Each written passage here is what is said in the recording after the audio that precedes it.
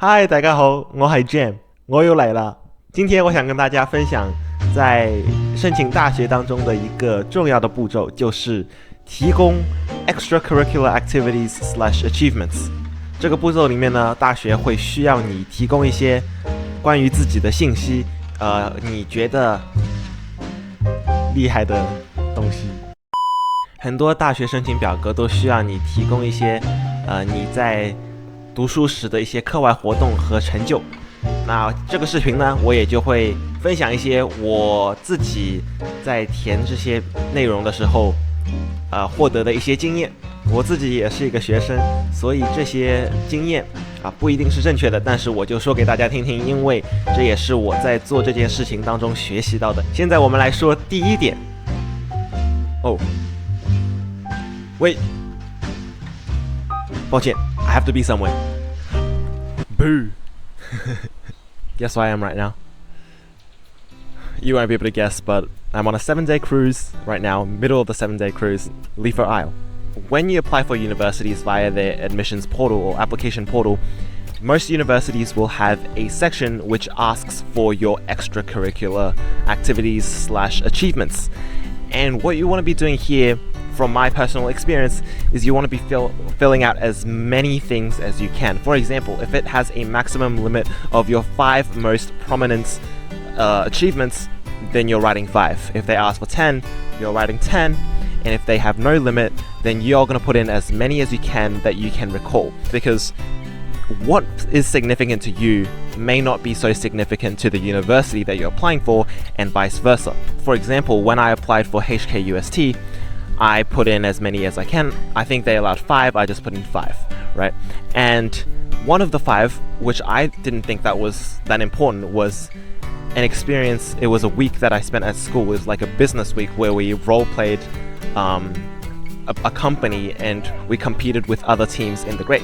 Now, the reason why I didn't think this was so significant is because everyone in the grade had to do it, and it was more of a participation kind of achievement rather than an actual certificate or distinction or anything like that. So I didn't think it was so important, but I put it in there anyways. And it turned out that 80% of the time during the HKUST interview was spent on talking about this particular extracurricular activity, because the university thought, oh, Australian Business Week sounds like a very cool thing, and this is a course, a double degree in technology and management. Particularly the management requires business administration skills, so this is a very interesting activity. Can you talk more about it? Can you expand more about it? And we ended up talking for like 10 minutes on this small detail that I put in all my activities that I didn't even think was important. 課外成就填得越多越好，但是這取決於一個原則，那就是 you actually want to know exactly the experience that you listed. You don't want to be just writing out as many things as you can, even though it kind of contradicts my first point on how you have to fill out as much as you can, but you need to fill it out based on how much you know of it, right? If you put in some crazy experience that you had back in grade 10, that you only know the outcome, you only know you got this high distinction certificate award, right? But you can't reflect on the experience, you don't remember it, then it's probably, you can still put it in there, but if you have a limit of like 5, then I suggest putting the more important things in there, even though this one may seem more important, is because you're able to talk about it. Now, this is especially true if you have an interview. If you don't have an interview, go for it, put it in there, high distinction looks good.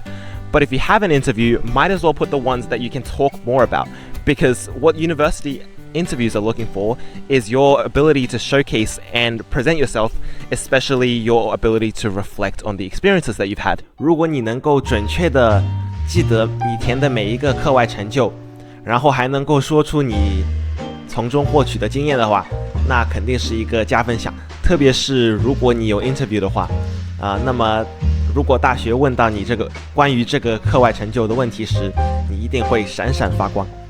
第3點也是特別重要的一點，就是可以幫助你在填每一個成就的時候，考慮這個成就到底是不是值得填，也可以幫助你在最後，比如說只有一個位置的時候，但是你還有2-3個不同的成就，可以幫助你做更好的決定。那就是 you want to be considering how well that particular achievement relates to the course that you're applying for, especially your first preference if you're applying for multiple courses. And I say this because for my Australian Business Week's experience, I applied for a double degree in technology and management. So the management half of the dual degree will be looking for experiences which reflects your decision-making skills and also just all-rounder skills in the business field. Just summing up the three things that I've talked to you about on the leaflet aisle.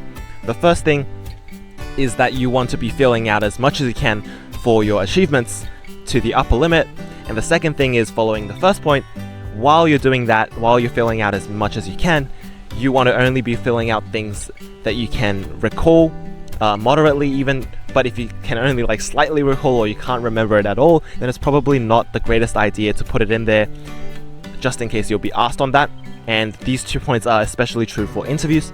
And the third thing, which can act as a tiebreaker or just a general rubric that you can follow when you're filling in all of your achievements, is that you want to be thinking about whether the achievement that you're filling in aligns with what the university may be looking for, especially the first preference course that you chose. So ideally you want to be putting in achievements which are in a similar field to the university course that you are applying for. Hopefully the audio isn't too bad actually, because I haven't actually tested it out. And I have to be back on the ship in like an hour, and I don't want to be left here all by myself, so I better get going. I haven't actually went for a swim yet. I'll do that, and I'll see you somewhere else. Ow, ow. I'm gonna go for a swim now.